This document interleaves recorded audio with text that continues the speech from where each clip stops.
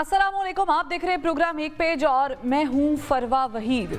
नाजरीन, पाकिस्तान तहरीक इंसाफ का हुकूमत मुखालिफ अलायंस और फिर एहतजाज की तैयारी जहां हुकूमत के लिए मुश्किलात पैदा करने वाली है, वहीं जमात इस्लामी जैसी स्ट्रीट पावर रखने वाली बड़ी सियासी जमात के हुकूमत के खिलाफ सड़कों पर आने के ऐलान ने भी हुकूमत की घबराहट में इजाफा कर दिया है।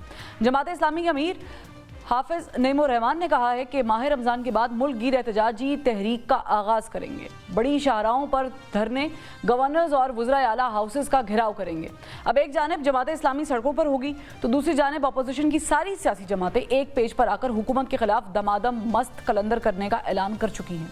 हुकूमत बज़ाहिर मुतमईन है कि अपोजिशन जमातें हुकूमत को घर नहीं भेज सकती और हुकूमत के इस कॉन्फिडेंस की एक वजह अपोजिशन जमातों में एतमाद का फुकदान और अपने अपने मकासद और मंशूर का होना है।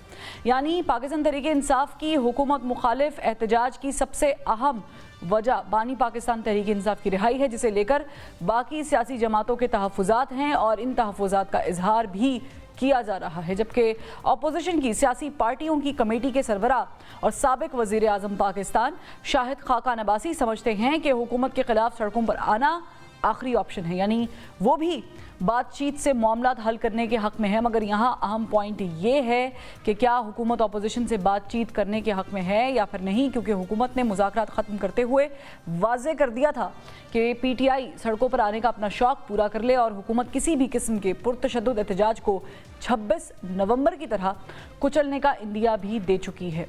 अब ईद के बाद अपोजिशन सड़कों पर आने का इरादा रखती है, मगर यहाँ सवाल ये है कि क्या अपोजिशन की सारी सियासी जमातें एक साथ और एक ही नज़रिए के तहत एहतजाज करेंगी या फिर हर सियासी जमात अपने अपने दायराकार और ज़रूरत के मुताबिक हुकूमत के ख़िलाफ़ मैदान सजाएगी। और सबसे बढ़कर ये कि हुकूमत अपोजिशन की सियासी जमातों को इंगेज करने के लिए क्या हिकमत अमली अपना सकती है, इस पर बात करेंगे। हमारे साथ मौजूद हैं मुस्लिम लीग फंक्शनल से सायरा बानो साहिबा, मुस्लिम लीग नून से सेनेटर नासिर भट्ट साहब और तहरीक इंसाफ से सेनेटर हुमायूं मेमन साहब हमें ज्वाइन कर चुके हैं। बहुत शुक्रिया तीनों का। सायरा साहब, मैं आपसे स्टार्ट करती हूँ।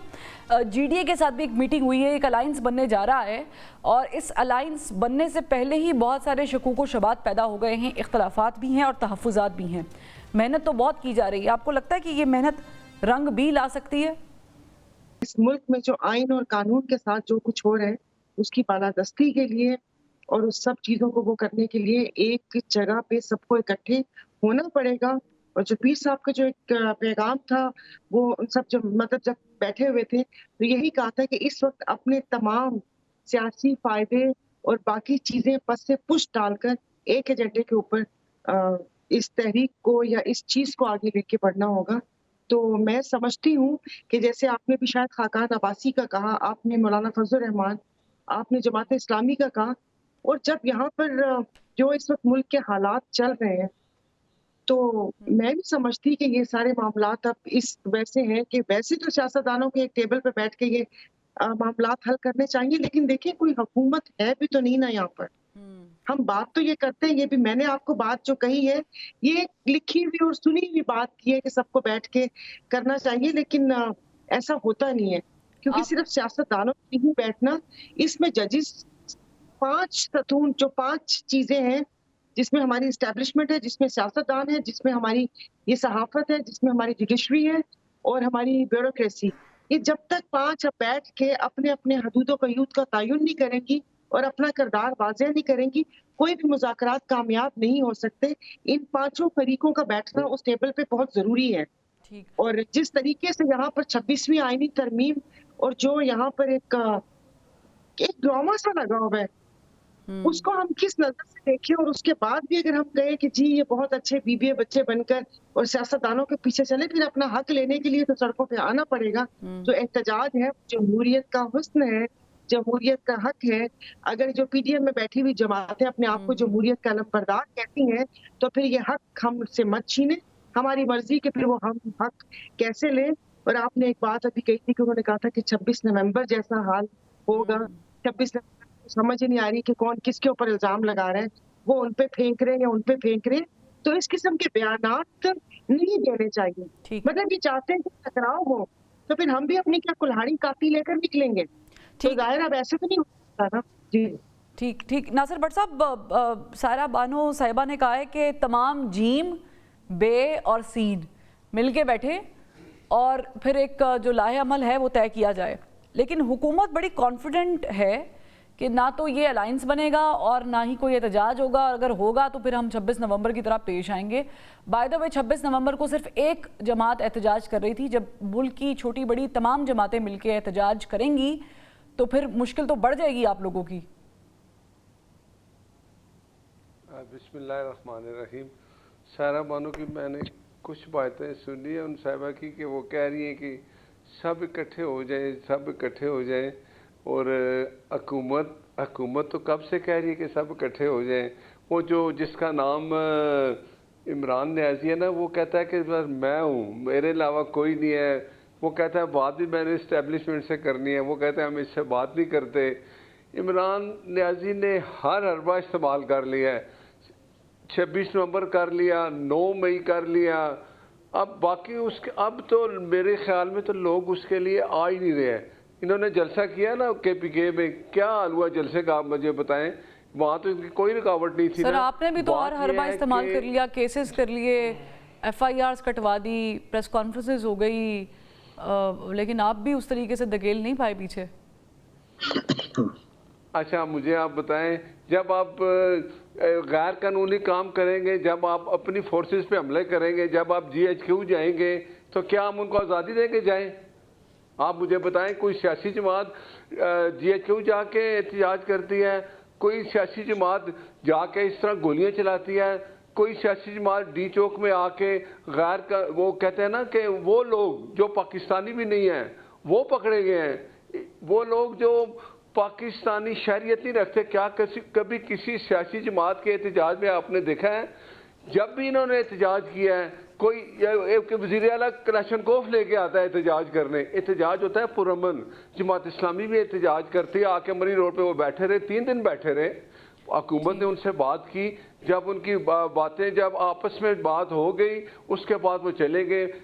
वो दूसरे तरीके नहीं, अब तो जमात इस्लामी के अमीर भी कह रहे हैं कि हम भी सड़कों में निकलेंगे, और बल्कि उन्होंने एडवांस बात की है। वो कह रहे हैं वुज़राए आला हाउसेस और गवर्नर हाउसेस का घेराव भी करेंगे।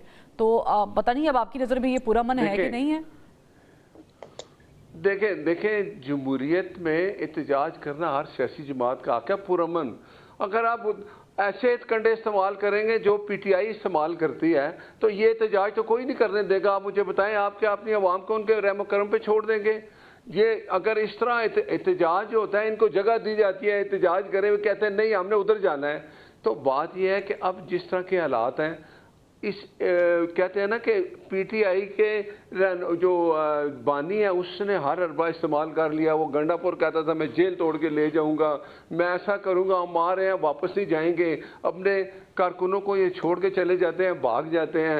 अब तो PTI का जो हाल है, ये आपस में तो पहले एक हो जाए। चले यानी इन अदर वर्ड्स जो PTI का हाल है, आप उससे मुस्तफीद हो रहे हैं। हुमायूं अहमद साहब, ये जो क्लेशनकोफ उठा के गंडापुर साहब, ये मैं नहीं कह रही, ये नासिर भट्ट साहब कह रहे हैं, सेनेटर हैं, वो कह रहे हैं कि धमकियां देते हैं, घुस जाते हैं, GHQ पे हमला करते हैं, तो हम इन्हें कैसे माफ़ कर ले? पुरअमन एहतजाज करेंगे तो फिर हम कुछ नहीं कहेंगे। अब आप पूछ लें कि पुरअमन एहतजाज की डेफिनेशन क्या है, और ये जो आप अलायंस बनाने जा रहे हैं, मामला तय हो गए? बिस्मिल्लाहिर्रहमानिर्रहीम, इय्याका नअबुदु व इय्याका नस्तईन। मैं इन लोगों के लिए एक चीज़ पढ़ देना चाहता हूँ। हो सकता है नासिर भट्ट साहब की नज़र से ना गुजरी हो, और अगर गुजरी होगी तो बेहतर है कि ये पढ़ ले। वो है तिरमिज़ी की जो हदीस नंबर है 1398, जो कि कत्ल नाहक के बारे में है, और उनमें हुजूर सल्लल्लाहु अलैहि वसल्लम ने इरशाद फरमाया है कि अगर किसी मुसलमान के कत्ल में तमाम आसमान और ज़मीन वाले भी शरीक हो जाएं या उस कत्ल पर राजी हों, तो अल्लाह सुब्हाना व तआला उन सब को औंधे मुंह जहन्नम में डाल देगा। ये बहुत बड़ी बात है। जिस तरीके से 26 नवंबर में, जिस तरीके से, अगर हम तो 13 की कंफर्म है, और उन 13 में वो लोग हैं जिनमें इनके अपने लोग, KP के जो प्रेसिडेंट हैं अमीर मकाम, उन्होंने कहा कि उनके कहने पे एक बंदे को उसकी जो मैयत थी उसको जाने दिया गया था, KP जाने दिया गया था। इनके अपने एक्स प्राइम मिनिस्टर जो शायद खाकान अब्बासी है, उन्होंने कहा है कि हमारे इलाके में 2 हुई थी, और वो तीसरा वो बता रहे थे डीआई खान का, वो डीजी खान का, वो कह रहे थे कि उस जगह पे मुझे मालूम है ये हुआ है। ये 4 तो इसी तरीके से कंफर्म हो गई हैं। तो अगर मैं 4 की बात करूं, बाकी के 7-8 की बात ना करूं, तो जो कि कंफर्म्ड हैं, जिनकी वहां पे बाकायदा नमाज जनाजा हुए हैं, जिनके वहां पे लोग पहुंचे हैं, वीडियोस है, सारी चीजें हैं। बाकी तो बहुत सारी चीजें वो पता भी नहीं है। जी जी ठीक है। अब बात आ जाती है कि देखिए ये बाज़ दफ़ा ये हो जाता है कि जब अल्लाह ताला किसी को वो क्या कह सकते हैं, उनकी आंखों पे पट्टी बांधना शुरू कर देना, तो आप और मैं कौन है उनको सही रास्ता दिखाने वाले। ठीक है, ये मैं इस बात से पूरी तरह इत्तेफाक करता हूँ। हमारे और बाकी जो पॉलिटिकल पार्टीज है उनके दरमियान में बड़ी डिफरेंसेस थी और हैं, ठीक है। लेकिन हम लोग जहां पे एक जगह पे इकट्ठे आ रहे हैं वो है फ्री फेयर ट्रांसपेरेंट इलेक्शंस। एक नंबर 2, और ये कबल अज़ वक्त है? नहीं जी, कबल अज़ वक्त नहीं है, बिल्कुल टाइमली आ रहा है। इंशाल्लाह आप देखती जाएंगी, अभी अगले 2-3 दिनों में ये ऑल पार्टी कन्वेंशंस भी हो रही है, उसमें सारे नहीं, आ ये रहे जो हैं। आप इंतखाबात मांग रहे हैं फ्री एंड फेयर, ये आप बिफोर टाइम मांग हाँ, रहे हैं? अभी अगले चंद महीनों की बात होगी ये 2 साल 3 साल की बात नहीं है, ये अगले चंद महीनों की बात है। ये इसी ईयर 2025 की बात होगी इंशाल्लाह ताला, जब होगी इसी होगी। और वो ये हो रहे कि ये इकट्ठे आ रहे हैं। अच्छा, इसमें चीज क्या है, इसमें सारे बशमूल मौलाना फजल रहमान साहब वो कहते हैं कि जो ये हुकूमत बैठी हुई है ये इस वक्त पपेट है। उन्होंने अल्फाज इस्तेमाल किए कि ये बिल्कुल इसी तरीके से जैसे कुर्सी मलने के लिए इंसान कोई चीज रख देता है। मतलब आप मौलाना फजल रहमान साहब की बात मान गए ये वाली, क्योंकि वो तो 26वीं आईनी तरमीम पे भी बहुत कुछ कहते नहीं, देखिए 26वीं तरामीम में हम जो मौलाना साहब के साथ हम बैठे थे, एक और बात याद रखें, ये जो 26वीं तरामीम हुई है ना, अब ये याद रखें, जो आईनी तरामीम होती हैं और जो बिल आते हैं उनमें बड़ा फर्क होता है। आईनी तरामीम 2018 की अगर आप देख लें, उसमें कितनी बहस हुई है। जो उसके बाद भी जो आई हैं 26 तक आई हैं, उसके ऊपर 5-5, 6-6 दिन, 1-1 हफ्ता, 10-10 दिन, 1-1 महीना, 6-6 महीने उसके ऊपर हर एक डिस्कशन कर रहा होता है। वो मुझे बताया, आपने पार्लियामेंट के अंदर किसी एक को इसके ऊपर तकरीर करते देखा है? ठीक, बल्कि इसमें इनिशियली मुसव्विदे में बड़ी प्रॉब्लम थी। मुसव्विदे 2-4 किस्म के दिए गए थे। मुझे मौलाना फजल रहमान साहब ने जो मुसव्वदा पीटीआई को दिया था और जिस पे वो खुद भी इत्तेफाक कर रहे थे, उसमें जस्टिस मंसूर अली शाह साहब एज अ चीफ जस्टिस थे। और जब उनके बाद उनको कमेटी में उनको नहीं किया, किसी और को लेकर आए, तो मौलाना साहब ने खुद कहा तो हमारे साथ ज्यादती हुई है, हमसे धोखा किया गया है। चले इसी से बात का आगाज करेंगे। सायरा बानो साहिबा मुस्कुरा रही हैं मुसलसल। एक ब्रेक का कहा जा रहा है, ब्रेक से जब वापस आते तो फिर अपने पैनल से मजीद सवालात करते हैं। Welcome back. ब्रेक पे जाने से पहले सायरा साहिबा जो है वो मुस्कुरा रही थी। वैसे तो वो शायर कहता है तुम इतना जो मुस्कुरा रहे हो, क्या गम है जिसे छुपा रहे हो, लेकिन मैं आपसे पूछूंगी क्या राज है जिसे आप छुपा रही हैं। फैसल वावड़ा साहब तो दावा कर रहे हैं कि 10 महीने से पहले इमरान खान साहब की कोई रिहाई नज़र नहीं आती और ये कोई अलायंस भी बनने वाला नहीं है।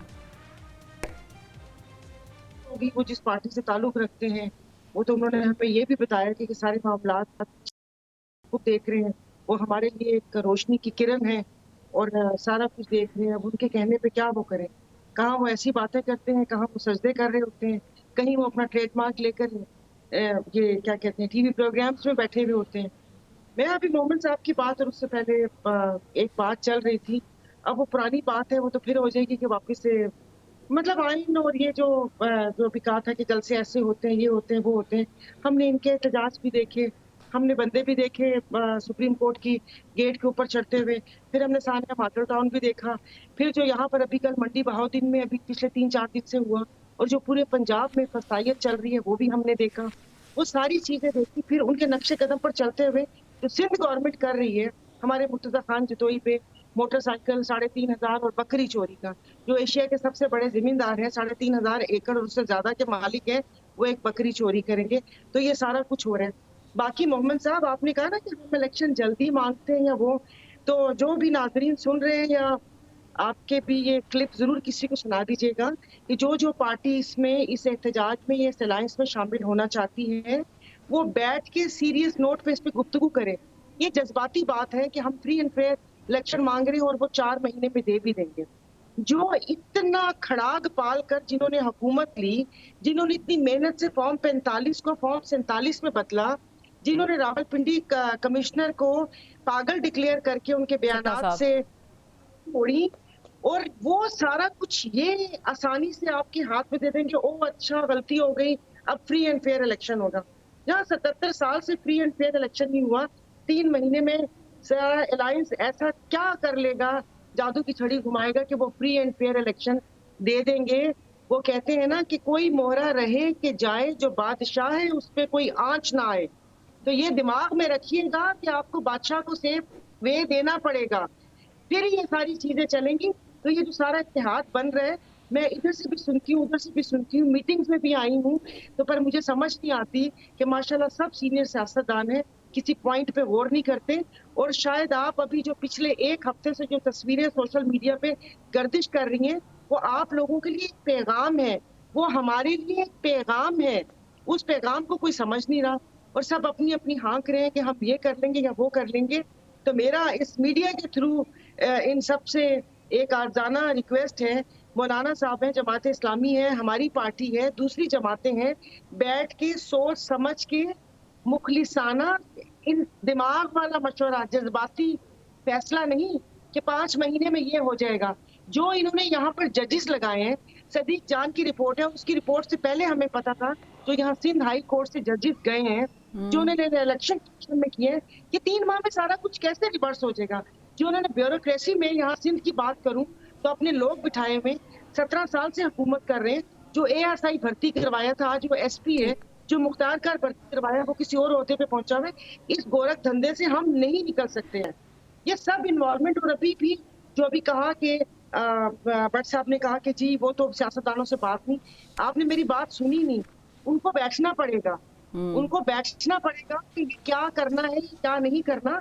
जो इस वक्त गवर्नमेंट बनी हुई है, पीपल्स पार्टी को देख लें, वो जरा सी चूक करती है, उनका बाजू मरोड़ दिया जाता है, उनके रेफरेंस में नाम आ जाता है। नहीं, उनके जो चेयरमैन सेनेट है वो एहतजाजन चेयर ही नहीं कर रहे, वो बता रहे हैं कि हम मौजूद हैं। एक सेकंड, आप समझ रही हैं कि वो चौधरी एजाज के मसले पे नहीं कर रहे, फिर किसके मसले पे नहीं कर रहे? मुल्तान और पंजाब में उनकी चल नहीं रही, वजह वो है। आपको किसने बोला कि ये इतने ज्यादा वो क्या अच्छा, यानी आप कह रही हैं वो हिस्सा बकदरे जुस्सा नहीं मिल रहा, वो इसीलिए एहतजाज कर रहे हैं? वही। और मगर मुझे समझ नहीं आ रही, पीपल्स पार्टी की भी सदर उनका, चेयरमैन सेनेट उनका, डिप्टी उनका, गवर्नर उनका, बाकी मतलब 2 जगह गवर्नर पंजाब के और KPK के उनका, फिर भी वो कहते हैं ना कि इनको शिकवा है कि इनको अभी तक सच्ची मोहब्बत मिली नहीं। अब पता नहीं वो कब मिलेगी। ठीक है, कोई अपना ठीक। मैं चाहूंगी कि भट्ट साहब बड़े गौर से आपकी बात सुन रहे हैं, वो भी इस पर जवाब दे दो ना, सवाल भी साथ ले लेंगे। भट्ट साहब, ये वाकई आप पीपल्स पार्टी वाले भी आपसे नाराज़ हैं, बाकी जो दोनों जमातों को रिप्रेजेंट कर रहे हैं ये तो है ही खफा ना आप लोगों से फ्री एंड फेयर इलेक्शन के मामले पे, लेकिन बातचीत से हल निकलता है तो आप समझते हैं कि बातचीत के बाब दोबारा खोले जा सकते हैं इस अलायंस के थ्रू? देखें, बातचीत करने के लिए तो देखें कमेटी बनी, हम आप भी तैयार हैं बातचीत करें, लेकिन वो बातचीत करते ही नहीं। इमरान खान ने अपने हरबे, अब मौलाना फजल रहमान साहब से पहले माफ़ी तो मांग दें, जेल से ये तो मैसेज दे दे कि जो कुछ मैं मौलाना साहब के बारे में कह रहा हूँ उसकी नहीं, ये सर आपका मसला, ये पाकिस्तान तहरीके इंसाफ का मौलाना फजल रहमान साहब का मसला है।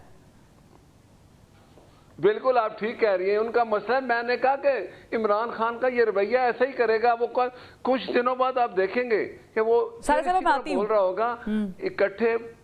मैं 1 मिनट में आप बात में सारा बानो साहब ने कितनी अच्छी बातें की, इतने कि उन्होंने प्रॉब्लम बताए हैं, तो ये सही कहते हैं कि ये आपस में कैसे बैठेंगे। मौलाना साहब इनके साथ बैठेंगे कि ये आर्मी चीफ को खत लिखते हैं? सर आप और पीपल्स पार्टी कैसे बैठी है? का क्यों इख्तियार करते हो सर जी? नहीं, हम बैठे हुए देखें, हमने एक जिम्मेदारी उठाई हुई है जी, हम बैठे हुए हैं, देखें उनका पीपल्स पार्टी और हमें अगर कोई आपस में इख्तलाफ होता है हम बैठ के उसका हल निकाल लेते हैं। निकल रहा है जमहूरियत में जो इख्तलाफ होते हैं ये हुस्न होता है जमहूरियत का। इमरान खान के होते हुए आप देखेंगे ये किसी के साथ नहीं बैठेगा, ये किसी के साथ बात नहीं करेगा। इसने सिर्फ एक अपना रवैया रखा हुआ है कि मैं नहीं तो अल्लाह माफ़ करो, कहता है कुछ भी नहीं। मरवत रो रहा है कि मुझे क्यों निकाला, आज भी मैंने देखा कि वो जो उनके जनरल सेक्रेटरी साहब हैं वो जो है वो कह रहे थे कि जी मरवत का काम खत्म हो गया, उसका कोई तल्लक नहीं है, वो चला गया, फारग हो गया। मुझे बताएं शुएब शाहीन है, वो उसको मारा फवाद चौधरी ने, तो क्या हुआ? फवाद चौधरी ने जब मारा तो उसने कहा जी कि अंदर गए, तो इमरान खान ने कहा चलो सुलह कर लो, कोई बात नहीं। वैसे दाद देनी पड़ेगी आपको, ये नहीं करते। वाकई आपको दाद देनी पड़ेगी कि आप मुस्लिम लीग नून की नुमाइंदगी छोड़ के पाकिस्तान तरीके इंसाफ के इख्तलाफात और उनके लोगों की हिमायत कर रहे हैं। मतलब मैंने भी पहली दफा ये स्क्रीन पर देखिए आप कितनी अच्छी बातें कर, ऐसा भी होता है, आपकी तवज्जो तो मैंने एक अच्छी तरफ दिलाई है ना। नहीं सर, वो तवज्जो जो है वो मैंने आपसे अलायंस के साथ बातचीत करने पे मांगी थी, मैंने आपसे पाकिस्तान तरीके इंसाफ के इख्तलाफात और उनके अंदरूनी कहानियों पे नहीं मांगी थी। अच्छा, आप कह रहे अलायंस बन ही नहीं सकता? नहीं, मैंने एक बात की है कि ये जो इसका रवैया अलायंस नहीं बन सकता। आप देख लेंगी 15 दिन गुजरने दें, फिर देखिए इमरान खान क्या करता है। वो अच्छा, वैसे बट साहब मेरा सवाल है कि अलायंस के साथ क्या कोई रोल प्ले हो सकता है कि दोबारा बात खुल जाए? आप घूम फिर के सारी बातें इमरान खान पे ले जाते हैं, वो अंदर है, उनका तो मैंने सवाल ही नहीं किया। देखें बात यह है कि देखें जो जमहूरियत में ना जो अपोजिशन होती है वो एक देखें ना अच्छी बात होती है, अपोजिशन को बात करती है, हुकूमत उसकी बात सुनती है, उसके साथ बैठ के टेबल पे बात करती है। इन्होंने मुझे बताया 1.5 साल में हुकूमत के साथ बैठे हैं, कभी कोई बात की है? असेंबली में इन्होंने सिर्फ एक ही काम किया है, नारे मारना, बुरा भला कहना और बाहर निकल आना। किसी जगह मुझे बताएं ये अपोजिशन का किरदार अदा करते हैं? एक इनके पास सूबा है KPK, इनको चाहिए ना कि वहाँ काम करें, करदगी पे हमारा मुकाबला करें। पंजाब में देखें काम हो रहा है, सिंध है, बलूचिस्तान है, ये KPK वाला क्या करता है? ये सुबह उठता है, सीधा आता है, मैं जा रहा हूँ जी, मैं जा रहा हूँ इस्लामाबाद इमरान खान को छुड़ाने। दहशतगर्दी कितनी है KPK में? तो आप मुझे बताएं, इमरान खान ने आज तक कहा है कि जितनी दहशतगर्दी इधर हो रही है KPK में, अपने वज़ीर आला को कभी ये हिदायत दी है कि यार उस पर तवज्जो दो, अवाम का ख्याल करो? कभी नहीं। ये कहता है मुझे बाहर निकालो। अभी ट्रंप का तो उनका आसरा खत्म हो गया ना कि ट्रंप आएगा तो हमें बाहर निकालेगा। अब इमरान खान ने पाँव भी पकड़ लेने हैं, लेकिन वो इनसे बात नहीं करते। एक ही रास्ता है, जिनके पाँव पकड़ना चाहता है, जिनके लिए खत लिखता है, 3 खत लिखे हैं, लव लेटर, कोई जवाब नहीं आया। उन्होंने कहा जी हाँ नाम में खत मिला है, खत मिलेगा तो प्राइम मिनिस्टर साहब को भेज देंगे। तो बात यह है कि अगर इमरान खान चाहता है, अगर देखें वो कहता है मुझे जेल से बाहर निकालो, तो जेल से बाहर कौन निकालेगा? अदालत जाए, जाके अपनी बेगुनाही साबित करें, या कह दे 9 मई की माफी मांग ले कौम से कि मैंने गलती की, अपनी फोर्सेस पे हमले किए। इसके अलावा मुझे नहीं पता कि उसके पास कौन सा रास्ता है। ठीक है, लेकिन अच्छा, मुझे ब्रेक का कहा जा रहा है, ब्रेक लेते हैं। हुमायूं अहमद साहब की तरफ सवाल जो है वो लेकर आएंगे।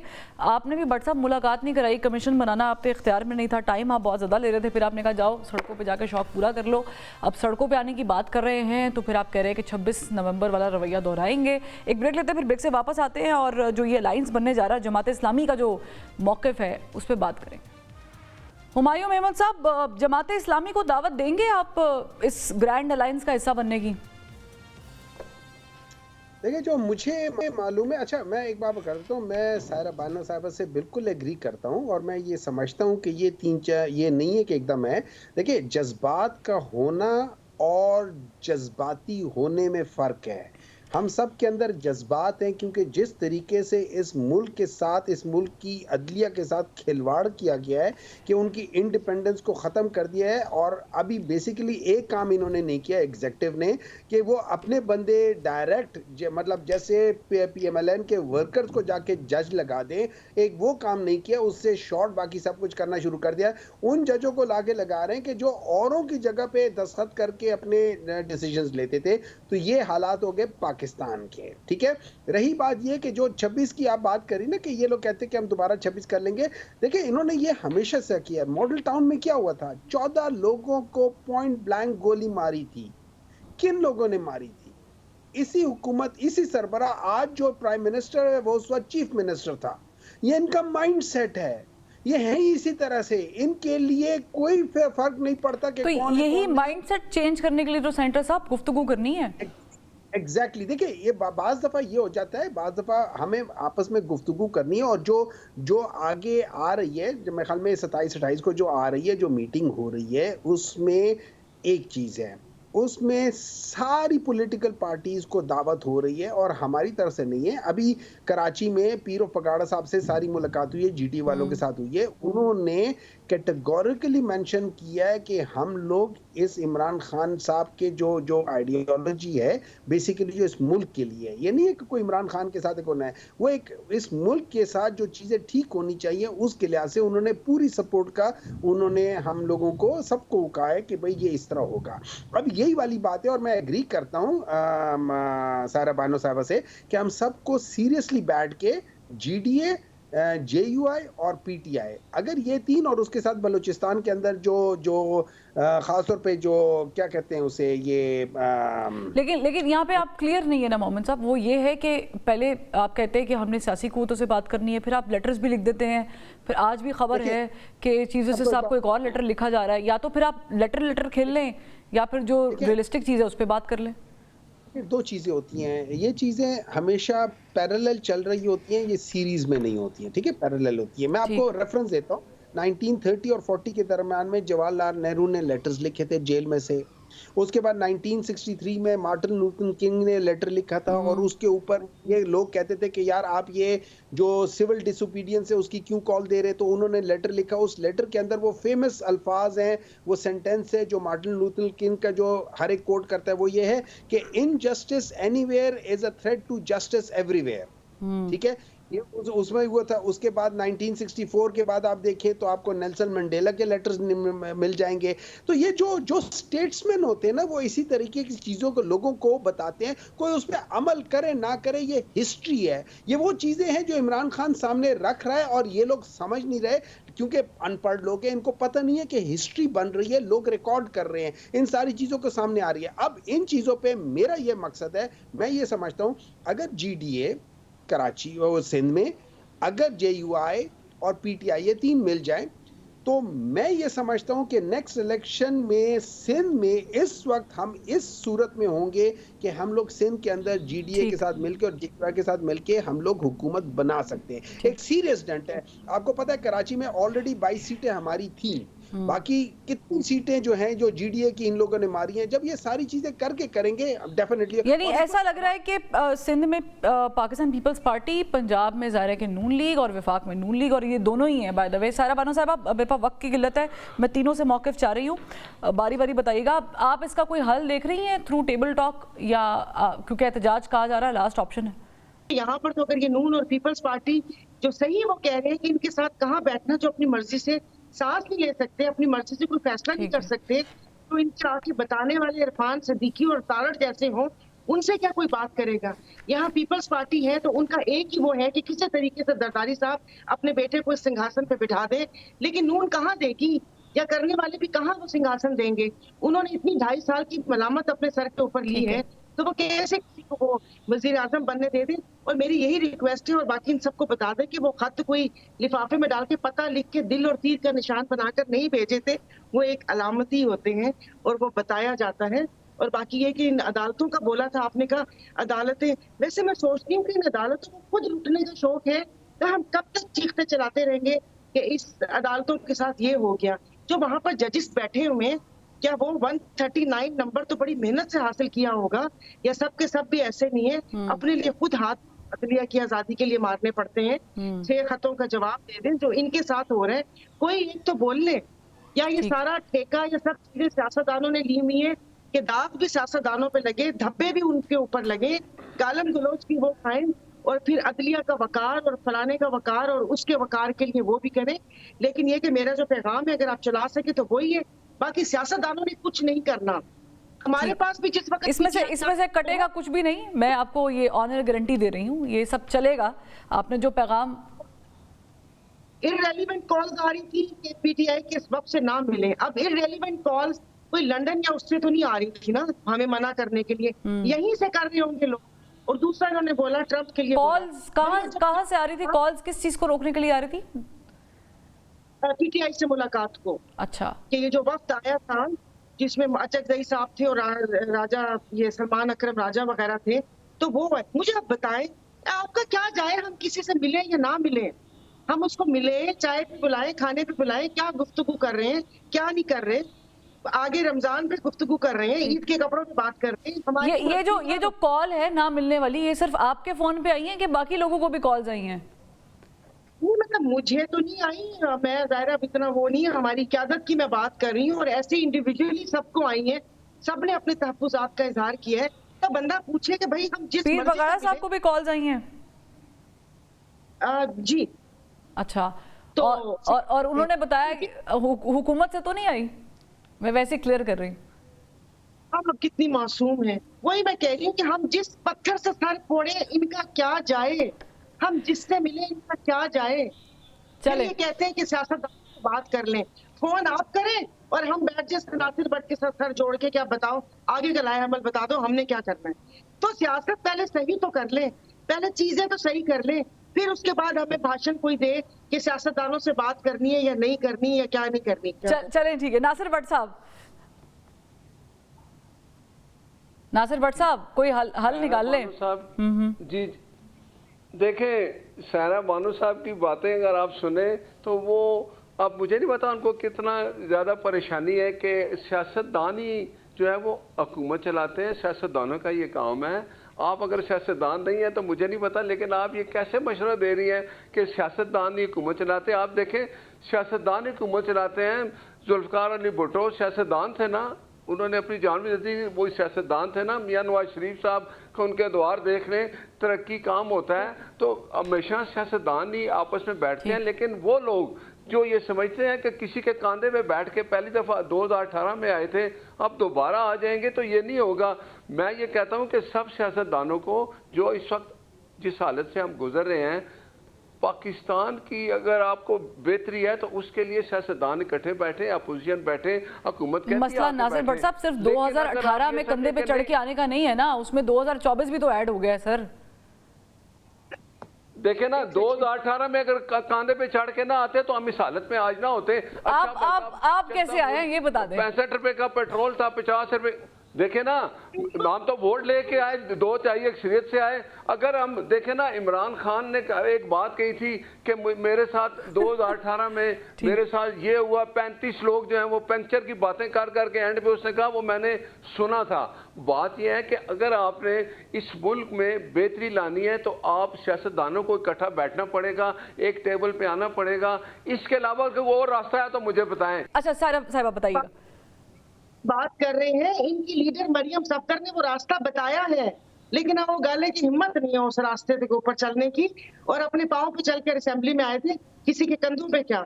मैं तो सोच रही हूँ कि 90 kg वेट के साथ किसी कंधे पे बैठी कैसी लगूंगी मैं। बानो साहब, आप खैर सियासी बात करते हैं, हुमायूं अहमद साहब जवाब नहीं दे सकता, ये कोई और सवाल करता है। सर लाइटर मोड पे बात कर रही हैं हुमायूं अहमद साहब।